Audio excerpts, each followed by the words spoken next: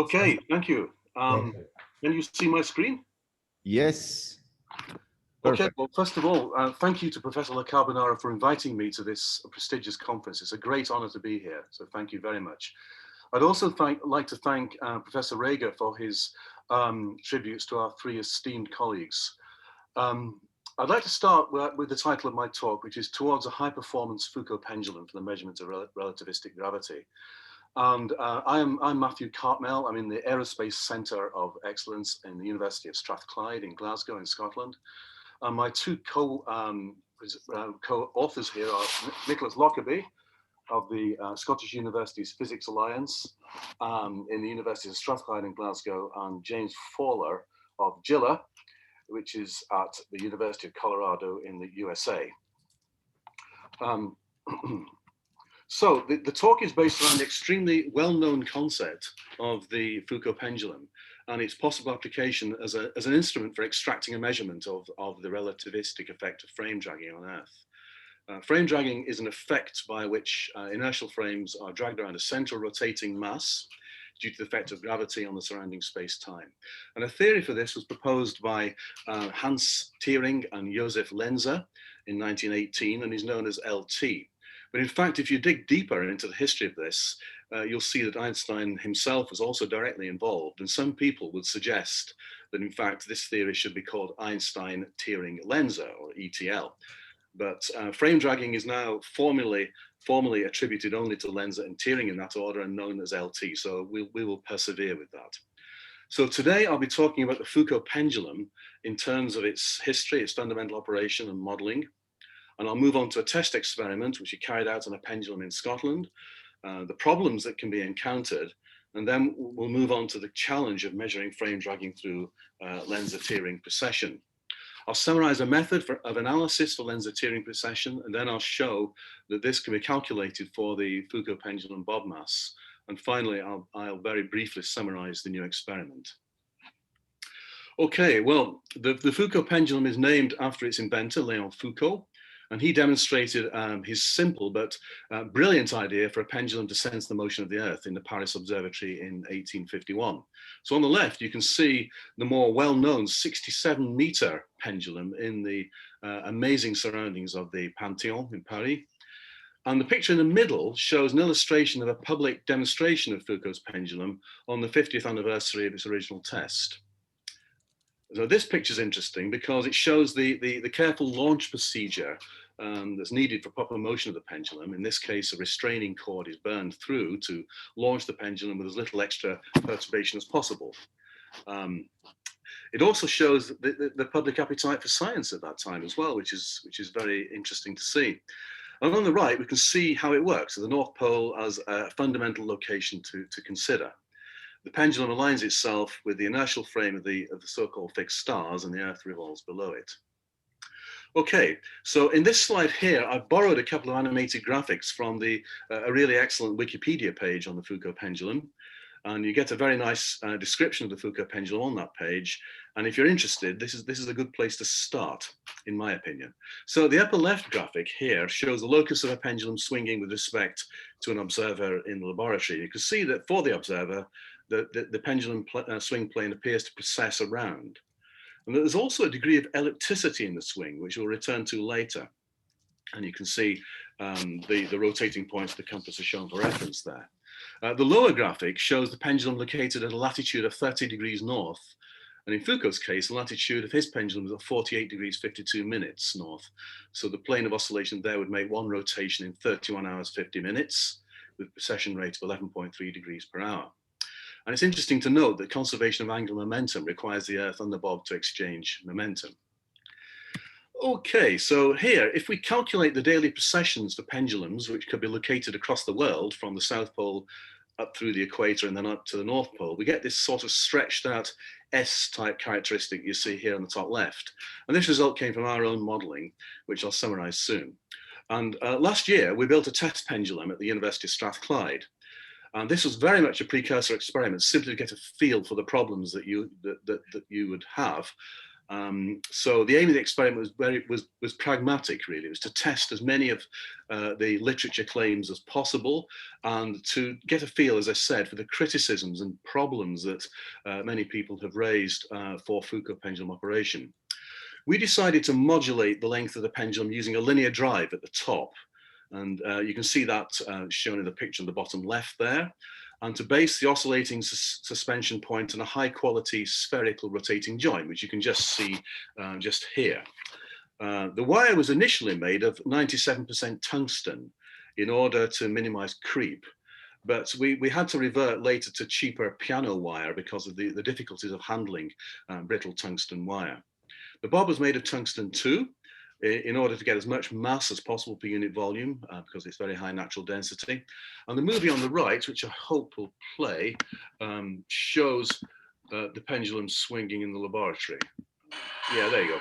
It's very noisy. It shows you the pendulum under parametric excitation, principal parametric resonance. In fact, 15 minutes into the test, I'm sorry about the background noise. I had very limited resources at the time, so I had to do this in a workshop area. But it gives you an idea of how this can be done.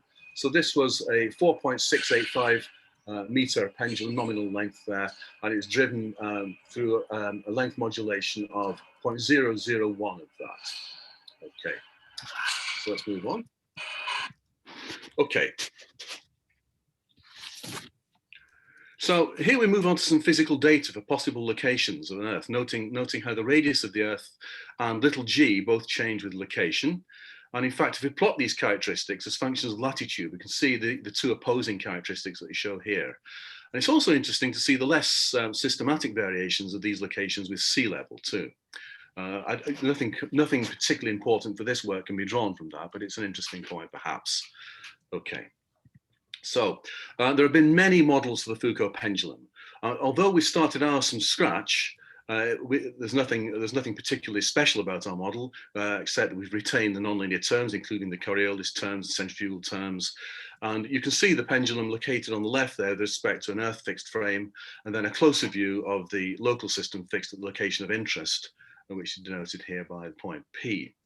We've also added a quadratic aerodynamic damping, and we can introduce parametric excitation of the length into the local gravitational restoring force terms there. So as stated here, these equations have not been non-dimensionalized. We decided to keep as close as possible to the specific physical system here for reasons of learning, basically. And in the next few slides, we'll look at some of the predictions of performance based on numerical integration of these differential equations. We used Mathematica for this. We used it extensively, both in the derivation of the equations and also in this numerical solution. Okay, so from this point, we're able to start to investigate the performance of the pendulum at two chosen locations. The North Pole, mainly for reference, because we know how the pendulum should perform there, and also at Glasgow in Scotland.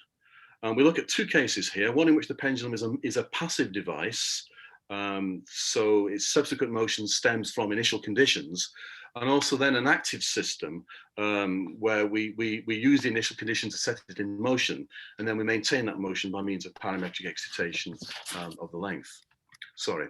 And here you can see the effect of parametric excitation on the length, where the peak amplitude of the parametric excitation is around 1% of the nominal length of 4 meters in this calculation. The locations for the North Pole are shown over 1 hour. So the displacement initial conditions are 10 centimeters in X and 0 in Y, and 0 for both the initial velocities. We chose these simply to keep it simple and to compare with our earlier experiments that we did in the lab. The red dots show the starting point given the initial displacement conditions, and the blue dots show where the pendulum has got to in 1 hour. Axis displacements are in meters, and you can clearly see the effect of the parametric excitation on the size of the response. Okay, so if we increase the size of the initial displacement condition in X to 0.5 meter, then we get the characteristics shown on the left for the unexcited passive pendulum. And the level of damping means that over the timescale shown here, the decay in the amplitude isn't apparent, even when we integrate over 4 hours. But the important results from all this are shown in the table. This shows the predicted precessions at the North Pole for 2 different integration times, 1 hour and 4 hours, and for the parametric excitation on and off. So as you would expect, the presence of the parametric excitation doesn't affect the precession rate of the pendulum. So we should get just over 15 degrees per hour for the precession at the North Pole, which extrapolates very closely to 360 degrees over one sidereal day of 23 hours, 56 minutes and 4 seconds. So although the numerical integrations are subject to error, we spent some time on minimizing these as far as we could. I don't have much time to discuss that, but you can find more information on that in the reference published below, the reference below, which is published in the Proceedings of the Royal Society. Okay, so we're working to a relatively small budget for this research, so we're constrained really to citing our next experiment, which is the one that we hope will do something interesting locally. So it's going to have to be in the Glasgow area, probably within the university's estate. It saves money and it's reasonably okay, given the fact that Glasgow is a northerly location. It would be equally okay for a location at a similarly positioned latitude south of the equator, of course. Anyway, we are constrained to Glasgow. Glasgow is a very big city and it's certainly not the quietest. So we have quite a lot of challenges there in setting the pendulum up. The results shown here are for the pendulum which is initially unexcited and then parametrically excited and operating over 1 hour. And the conditions are otherwise identical to those for the North Pole. And once again, you can see that the parametric excitation increases the amplitude gain of the pendulum, and you can see the lobes that emerge once again here, particularly on the right, in the picture on the right. Okay, so if we examine the responses for the parametrically excited pendulum located in Glasgow in the time domain, we see that these lobes are a persistent feature. Here we're showing plots over 8 hours. And the table at the bottom confirms that the precession rate for the pendulum in Glasgow is 12.4 degrees, which extrapolates to approximately 297 degrees over one sidereal day. So using the North Pole as our reference calculation, we've shown here that our numerical calculations can be accurate to within 0.1%. Obviously, that's open to many factors. It's only a guide. Okay, so if we're going to make any further headway with Foucault pendulums, we have to face a certain reality. And that is, very unfortunately, they don't always work as one would wish. Now, the literature for Foucault pendulums is very extensive, and it's full of really dire warnings of the propensity of these pendulums to behave very badly indeed. So the big issue is the degeneracy of the motion into ellipticity. And this is connected very intimately with this idea of frequency anisotropy, where the motions of the pendulum along each axis have different periods. This is initiated by structural asymmetries, and it's always much worse in short pendulums. And it's interesting, in fact, that Léon Foucault's original decision to make his pendulum as long as possible was really quite inspired, because ellipticity in his system would have been much slower to appear than it would if he'd used a shorter pendulum. So Léon Foucault got it right first time round, which was even more of a tribute to his inventive brilliance. We can only get around the problem of ellipticity, particularly in shorter pendulums, by very careful designing out of asymmetries in the suspension point, the wire, the bob, and this means a lot of attention to the geometry and the materials used throughout. We can also use active mitigation measures to remove it. And the earliest device for this was the so-called Charon ring, which is really just a simple metallic annulus fitted concentrically around the pendulum wire close to the pivot. The inner radius of the Charon ring has to be substantial to allow the pendulum to swing, but small enough to restrain it at large amplitudes to remove ellipticity. But a better solution than that is to use a form of non-contacting method, and various electromagnetic bob pushers have been designed over the years. And on top of this, parametric excitation, that we've already decided on as a form of motion maintenance and amplitude gain enhancement, is also really helpful in reducing ellipticity. And in fact, this was proved by Sir Brian Pipar in 1988 in his seminal paper on Foucault pendulum dynamics. There's a reference to Pipar's paper at the end of the presentation. Okay, so in 1978, Olson derived a simple expression for the precession of a Foucault pendulum due to ellipticity, and it's shown here. So A and B are the semi-major and semi-minor axes of the elliptical motion. So clearly, if we want to remove B, we want to remove B. So if B tends to 0, then the associated precession does as well. Okay. There are other forms of precession, including a more subtle phenomenon due to conflicting parameters within the design, which is attributed to Sir Brian Pipar. It's known as Pipar Procession. However, if we move ellipticity precession effectively using a mixture of approaches, it's extremely likely that we'll also remove all other sources of unwanted motion. Now, we can analyze ellipticity more closely, and Plews gave a very useful insight into this in 2018, in fact, by defining error sensitivity as d omega EP by dB. So if we take Foucault's original 67-meter pendulum and calculate the ellipticity error sensitivity as defined by Plews, it equals 0.00013. Now, if we do the same check for a 4-meter pendulum, we get 0.00917. Which means that the shorter pendulum is around 70 times more susceptible to ellipticity than Foucault's pendulum was. Now, this is assuming a constant nominal length to amplitude ratio of 16 for both pendulums. So if we increase that ratio to 40, okay, then we get different ellipticity errors, but we maintain the figure of 70. So this confirms that longer Foucault pendulums are inherently less sensitive to ellipticity errors than shorter designs. And we can see that the dependence of ellipticity error on nominal length is proportional to 1 over length to the 5/2.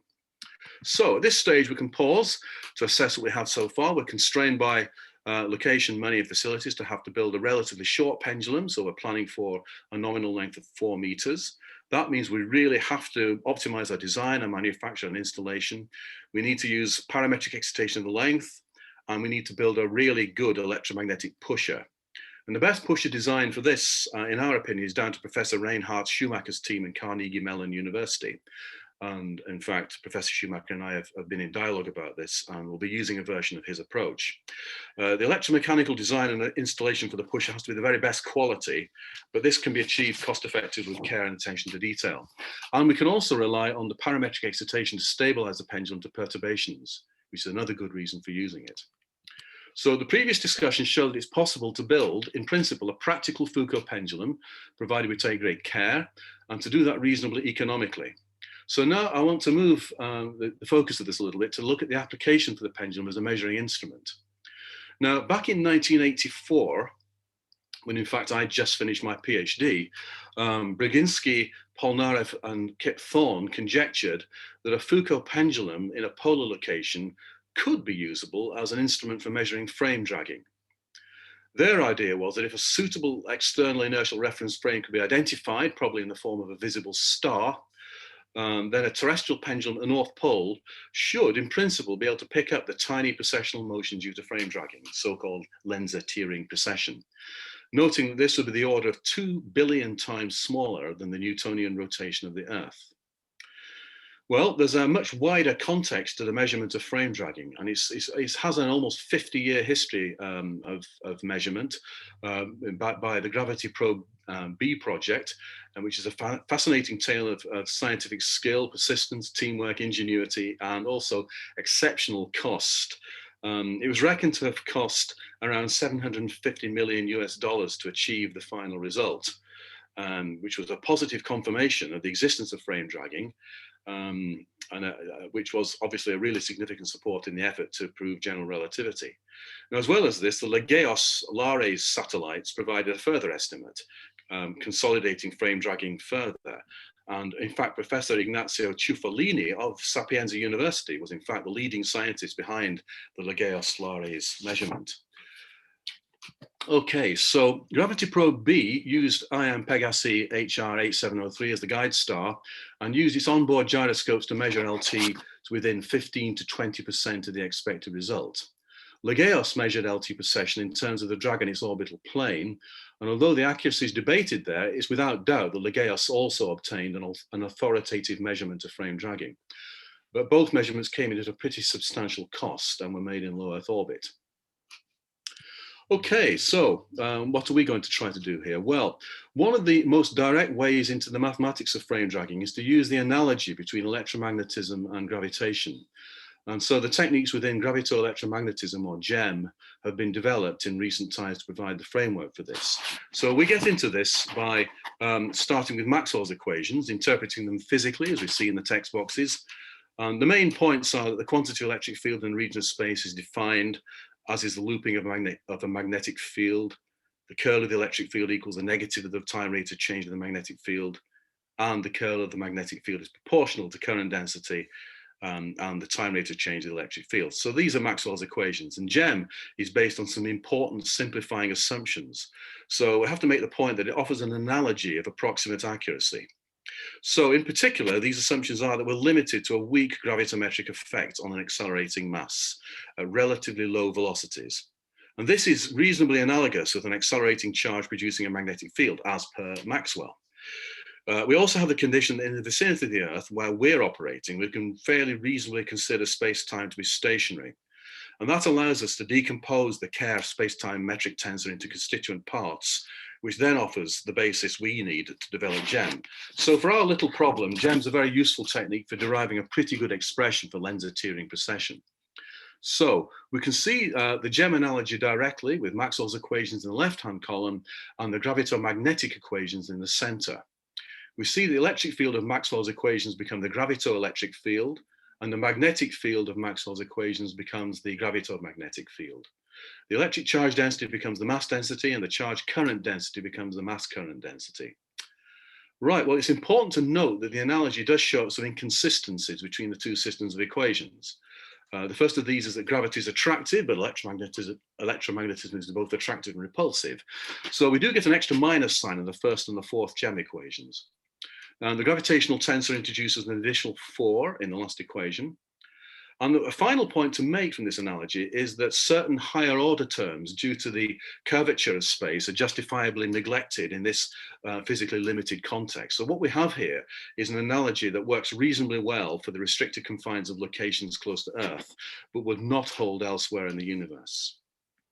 Okay, so we can now use GEM to put together an analysis for Lense-Thirring precession, noting that we're only giving the main steps along the way here because of time restrictions. Okay, so we can,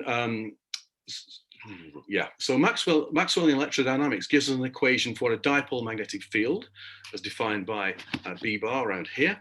So if we use the substitutions from the GEM analogy, we can obtain a dipolar gravitomagnetic field H bar in terms of an abstract angular momentum S bar. That's over here.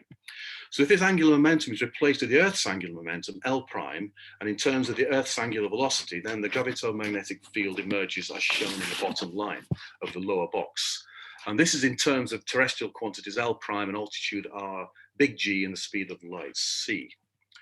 So going back to history again, in 1960, Leonard Schiff showed that for the orbiting test mass, there are 3 different precessional motions: the Thomas precession, the geodetic precession, and the Lense-Thirring precession. And this work was actually the origins of the Gravity Probe B experiment, which completed nearly 50 years later. Well, Thomas precession is a kinematic effect in the flat space-time of special relativity. Geodetic precession is an artifact of frame dragging, but it's restricted only to the presence of a large mass and not its rotation. We're interested in the third component here, the Lense-Thirring precession that fully defines frame dragging. So if we take the LT component and average over fast orbital motions, then we get the second equation. And we can rearrange that to get the average gravitomagnetic field at the poles. And finally, if we move to a specific terrestrial location and a test position at a known elevation, then we arrive at a formula for LT precession. And the angle between Z bar and R bar is the co-latitude, and that's defined as 90 degrees minus the latitude north or south of the equator. Okay, so we can now account for the oblateness of the Earth. And so the LT precession equation becomes as we've shown here. So as long as we know where we are in terms of latitude, then we can calculate the LT precession at that location with a pretty high degree of accuracy. So now we can insert some practical data for our experimental test to see what the LT precession might be at the North Pole and also at the city of Glasgow. And we see that the radius of the Earth and latitude are the specific piece of data needed to locate the value precisely. So if we start with the North Pole, we get a figure of 219.5 milliarc seconds per year. And this compares really well with Sir Brian Pipar's prediction of 220 milliarc seconds per year at the North Pole. But it's a little lower than the prediction of Ruggiero and Tartaglia, who got 281 milliarc seconds per year. Okay, if we move south to Glasgow, we get a reduced value of 162.6 milliarc seconds per year, which is 74% of the result of the North Pole. So it's large enough to be potentially detectable. Okay, so this has taken us to the point where we've felt able to commit to building an experiment in Glasgow, building a new Foucault pendulum there, and to start to work towards a design that might eventually give us a result for Lt Procession at that location. So although the concept of the Foucault pendulum is simple in terms of design, to build one which works properly is not. There are a lot of practical, very important practical things which need to be dealt with. The wire needs to be as geometrically perfect as possible, with very pure mechanical properties. We want to avoid cross-sectional irregularity, creep, brittleness. We want to minimize thermal stresses. So fused quartz or silica coated with something conductive is likely to be best. The bob needs to be machinable and potentially dimensioned to work with an electromechanical launcher. So dynamically speaking, it needs to be as close to a point mass as possible. So a squat cylinder made from tungsten is likely to be pretty good, offers us a quadrupolar approximation to a small sphere. The system design is similarly challenging. We need a launcher, an electromagnetic pusher, and a tunable parametric excitation drive, a perfectly symmetrical upper pivot, some aerodynamic screening through an enclosure. We need to protect it from for EMC, electromagnetic compatibility. We need seismic isolation, and we need an instrumented telescope to link to the guide star and a specialized optical tracking system to measure the precessional motion of the pendulum relative to the lab to a very high level of accuracy. So the level of accuracy that we need for an optical tracking system is examined in a simple calculation here. So if we assume the amplitude of the swing of the pendulum could be up to 1 meter, so that's an L/A ratio of 4, then simple geometry shows that if you want to discriminate to an angle of 162.6 milliarc seconds over 1 year, then we'd have to be able to see a linear distance of just less than one micrometer, 1 micrometer built up over that year. In this case, it's a buildup of just 0.8 microns. So it's tiny, but it's potentially possible.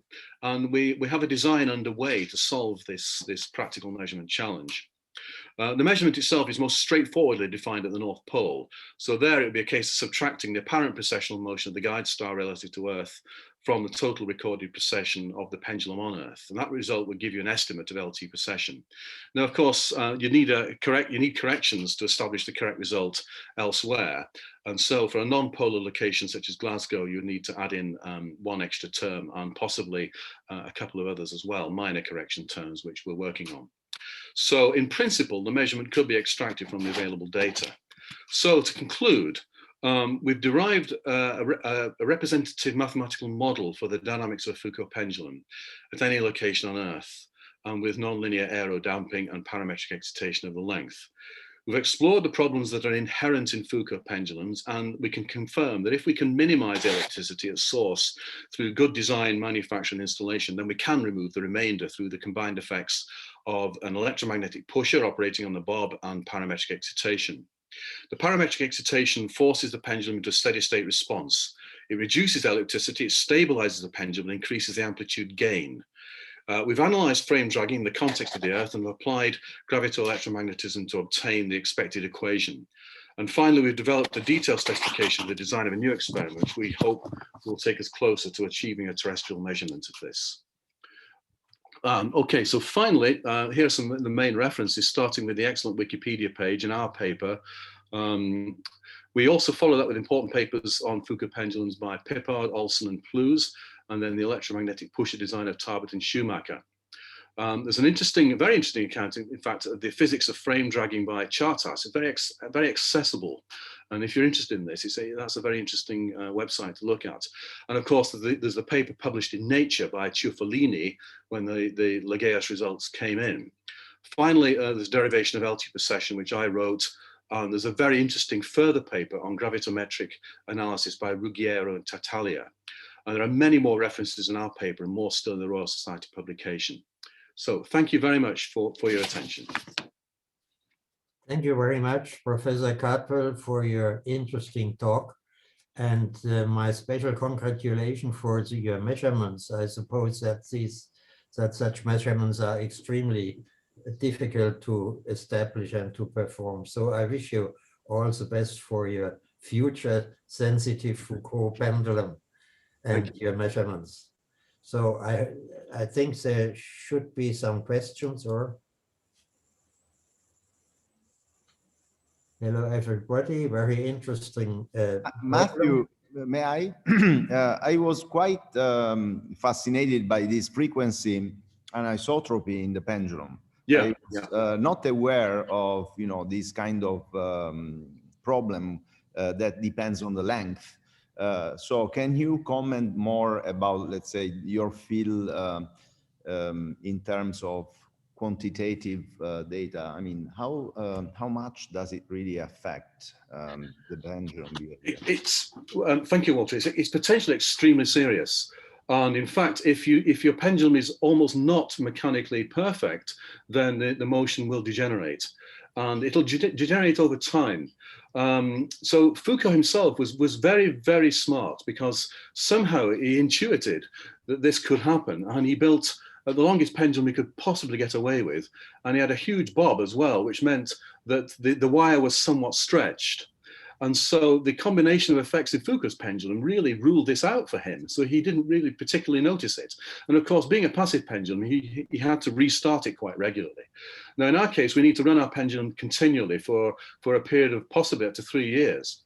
And we don't want to have to restart it. We want it to run during that time. So degeneracy of motion is absolutely, critical. It's absolutely critical. So we have to get rid of it. So the way you do this is by making sure the design is perfectly symmetrical. And you also have to be very, very careful how you keep the motion running. And this is why I'm planning on running both parametric excitation here, and also this rather clever phased excitation concept of Reinhard Schumacher. So these two methods together will allow a relatively short pendulum to run, in principle, without any ellipticity at all. So we're going to be running it around about 4 meters, but in fact, I think we could probably get away with a shorter one still. But I think in the spirit of compromise, I'd like to look at something which is a reasonable mid-length, Thanks, Matthew. I mean, the parametric excitation is a brilliant idea, and of course, it's also your specialty, right? We have quite more questions here from Harry. Christian Silva, Professor Pfeiffer, or yourself, Matthew, you can read. I have 3 questions here, Professor Silva, and 2 questions from Professor Dankovic. Okay. I'm sorry, I can't. Oh yes, yes. Yeah, Christian Silva is asking about. Could you comment on the effects of location altitude of possible experiment sites, say 2,850 meter? How this change would affect your analysis? Yes. Thank you for that, Christian. Yes, it does affect the results somewhat. In fact, our expression for LT does incorporate height. It's just built into the radius term there. So when you look at that radius term, you can see that is also we also get the altitude, the height in there as well. So that it does affect it to some extent. And obviously the specific numbers are whatever they are, but we'll be running at a fairly low level from above sea level in Glasgow. But yes, it would affect on it, would affect the result for sure. I can't give you a specific quantitative result for that particular number, but it would certainly affect it, yeah. So there's So do you want me to run through the other questions quickly? Would that help? Yes, please. You have 6 minutes. Okay. And Harry's question here. Thank you for this. How long would you need to collect data? Yeah, great question. We reckon 3 years to be sure that we've resolved the measurement. And what I'm looking for actually is a signature in the data that comes out, because the measurement is so small. I'm looking for a trend. And I believe we have a way to do that. But in order to be absolutely sure we get the measurement, then I would say about 3 years. And of course, if anything goes wrong in those 3 years, we'll probably have to restart the experiment, which would be a disaster. But yeah, so that's one thing there. Yeah.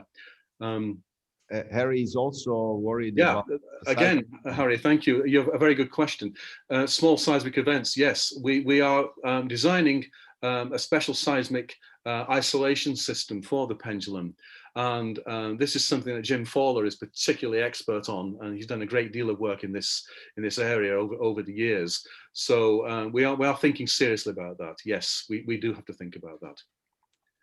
And Yang Kwan's question at the end here: can the work be linked to non-existence of dark matter? Wow, I don't know. It would be wonderful if it could, but I'm afraid I can't answer that. Sorry, I don't have the knowledge to answer that. So that's all. Thank you very much. Okay, thank you all for listening. Thank you.